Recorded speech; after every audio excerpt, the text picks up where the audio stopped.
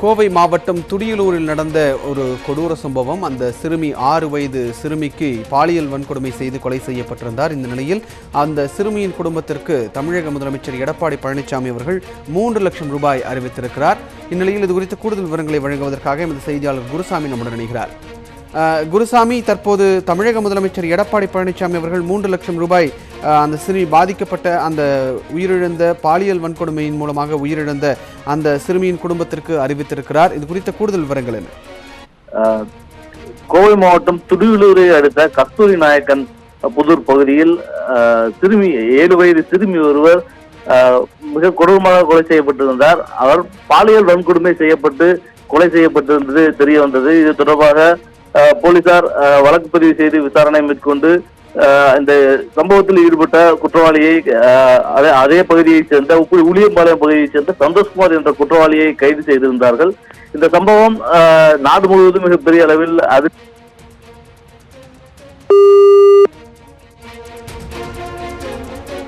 கோவை அடுத்த துடியலூரில் கடந்த சில நாட்களுக்கு முன்பு ஒரு 6 வயது சிறுமி பாலியல் வன்கொடுமையின் காரணமாக உயிரிழந்தார். இந்த சூழ்நிலையில் யார் அந்த நிகழ்வை நடத்தியது என்பது குறித்து பல்வேறு கட்ட விசாரணை நடைபெற்றதன் காரணமாக ஒரு வாலிபர் அன்று கைது செய்யப்பட்டிருந்தார். அவருக்கு மருத்துவ பரிசோதனை எல்லாம் செய்யப்பட்டு ஒரு நிகழ்வு நடைபெற்றது. இந்த சூழ்நிலையில் அந்த குற்றவாளிக்கு உரிய தண்டனை பெற்றுத் தருவதற்கான நடவடிக்கை எடுக்கப்படும் என்று தெரிவிக்கப்பட்டிருந்தது.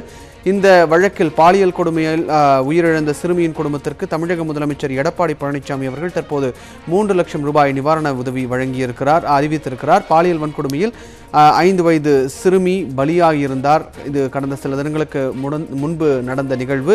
இந்த நிகழ்வின் காரணமாக சிறுமியின் குடும்பத்திற்கு 3 லட்சம் ரூபாய் தமிழக அரசு சார்பில் தமிழக முதலமைச்சர் எடப்பாடி பழனிசாமி அவர்கள் அறிவித்திருக்கிறார். இந்நிலையில் இது தொடர்பாக கூடுதல் விவரங்களை எமது செய்தியாளர் குருசாமியிடம் கேட்கலாம். குருசாமி, உங்களுடைய தகவல்களை நீங்க தொடர்ந்து சொல்லலாம்.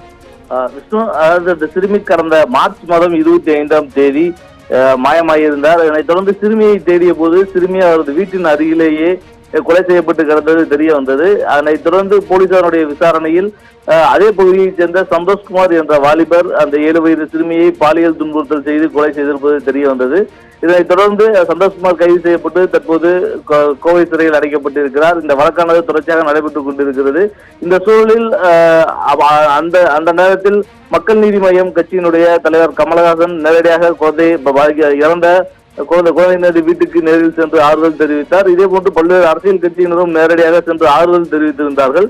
ஆனால் அந்த நேரத்தில் தேர்தல் அறிவிக்கப்பட்டிருந்ததன் காரணமாக அவர்களுக்கான இழப்பீடோ உதவித்தொகை போன்றவை முறையாக அறிவிக்கப்பட முடியாத ஒரு சூழலானது இருந்தது. இந்த நிலையில் தற்போது தமிழக முதல்வர் இந்த நாடாளுமன்ற தேர்தல்கள் முடிவுற்றக்கூடிய சூழலில் தற்போது தமிழக முதல்வர் அந்த இறந்த சிறுமியினது குடும்பத்தினருக்கு 3 லட்சம் ரூபாய் நிவாரண தொகையாக அறிவித்திருக்கிறார். இந்த தொகை விரைவில் வழங்கப்படும் என தமிழக அரசின் தரப்பில் தெரிவிக்கப்பட்டிருக்கிறது.